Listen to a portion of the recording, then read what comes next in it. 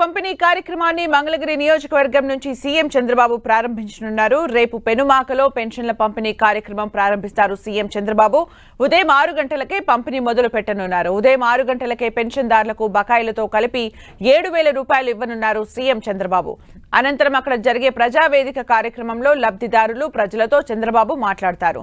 రాష్ట్ర వ్యాప్తంగా ఒకే రోజు 65,18,496 మంది లబ్ధిదారులకు 4,408 కోట్లు పంపిణీ చేయనుంది ప్రభుత్వం. మంత్రులు, ఎంపీలు, ఎమ్మెల్యేలు కూడా పంపిణీ కార్యక్రమంలో పాల్గొంటారు. మరోవైపు పెన్షన్దారులకు సీఎం చంద్రబాబు బహిరంగ లేఖ రాశారు. ప్రజల ఆశలు, ఆకాంక్షలు నెరవేర్చడమే తమ ప్రభుత్వ ప్రథమ కర్తవ్యమని తెలిపారు. ప్రజలకు అండగా నిలుస్తూ సంక్షేమం చూసే ప్రజా ప్రభుత్వం ఏర్పాటైందని, మేనిఫెస్టోలో చెప్పినట్లు పెన్షన్లను ఒకేసారి 1,000 రూపాయలు పెంచి 4,000 రూపాయలు ఇస్తున్నట్లు చంద్రబాబు ప్రకటించారు. దివ్యాంగుల పెన్షన్ను 3,000 నుంచి 6,000 రూపాయలకు పెంచి ఇస్తున్నందుకు సంతోషంగా ఉందన్నారు. ఏపీకి ఆర్థిక సమస్యలున్న ప్రజా సంక్షేమం కోసం తొలి రోజు నుంచే నిర్ణయాలు తీసుకుంటున్నామన్నారు. పెన్షన్ల పెంపు వల్ల ప్రభుత్వంపై నెలకు అదనంగా 819 కోట్ల రూపాయల భారం పడనుంది.